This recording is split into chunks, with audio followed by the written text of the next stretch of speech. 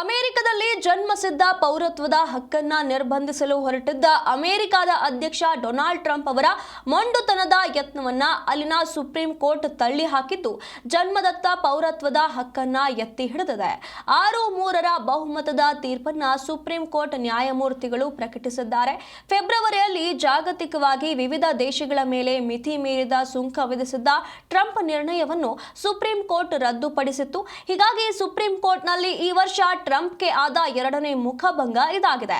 ವಲಸಿಗ ಪೋಷಕರು ಅಮೆರಿಕದಲ್ಲಿದ್ರು ಅಥವಾ ಕಾನೂನುಬದ್ಧ ಶಾಶ್ವತ ನಿವಾಸಿಗಳಾಗಿದ್ರು ಅಮೆರಿಕದಲ್ಲಿ ಹುಟ್ಟಿದ ಅವರ ಮಕ್ಕಳಿಗೆ ಪೌರತ್ವವನ್ನ ಪರಿಗಣಿಸದಂತೆ ಅಮೆರಿಕದ ಕಾನೂನು ಜಾರಿ ಸಂಸ್ಥೆಗಳಿಗೆ ನಿರ್ದೇಶಿಸಿ ಅಧ್ಯಕ್ಷ ಡೊನಾಲ್ಡ್ ಟ್ರಂಪ್ ಹೊರಡಿಸಿದ್ದ ಕಾರ್ಯಕಾರಿ ಆದೇಶವನ್ನ ರದ್ದುಪಡಿಸಿದ್ದ ಕೆಳ ನ್ಯಾಯಾಲಯದ ಆದೇಶವನ್ನ ಸುಪ್ರೀಂ ಕೋರ್ಟ್ ಎತ್ತಿ ಹಿಡಿದಿದೆ.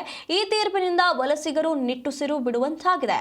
ಪೋಷಕರಲ್ಲಿ ಯಾರೊಬ್ಬರು ಅಮೆರಿಕ ಪ್ರಜೆಯಾಗಿಲ್ಲದಿದ್ರೆ ಅಥವಾ ಗ್ರೀನ್ ಕಾರ್ಡ್ ಹೊಂದಿರುವವರು ಎರಡೂ ಕರೆಯಲ್ಪಡುವ ಕಾನೂನುಬದ್ಧ ಶಾಶ್ವತ ನಿವಾಸಿಯಾಗಿಲ್ಲದಿದ್ರೆ ಅಮೆರಿಕದಲ್ಲಿ ಜನಿಸಿದ ಮಕ್ಕಳ ಪೌರತ್ವವನ್ನ ಗುರುತಿಸಬಾರದು ಎಂದು ಅಮೆರಿಕದ ಏಜೆನ್ಸಿಗಳಿಗೆ ನಿರ್ದೇಶನ ನೀಡುವ ಟ್ರಂಪ್ ಅವರ ಕಾರ್ಯನಿರ್ವಾಹಕ ಆದೇಶವನ್ನ ತಡೆ ಹಿಡಿದ ಕೆಳ ನ್ಯಾಯಾಲಯದ ತೀರ್ಪನ್ನ ನ್ಯಾಯಮೂರ್ತಿಗಳು ಎತ್ತಿ ಹಿಡಿದಿದ್ದಾರೆ. ಅಮೆರಿಕದಲ್ಲಿ ಹುಟ್ಟಿದ ಮಕ್ಕಳಿಗೆ ಜನನದತ್ತವಾಗಿ ಪೌರತ್ವ ಒದಗಿಸುವ ಸಂವಿಧಾನದ 14ನೇ ತಿದ್ದುಪಡಿಯನ್ನ ಟ್ರಂಪ್ ಆದೇಶವು ಉಲ್ಲಂಘಿಸುತ್ತದೆ ಎಂದು ವಾದಿಸಲಾಗಿತ್ತು.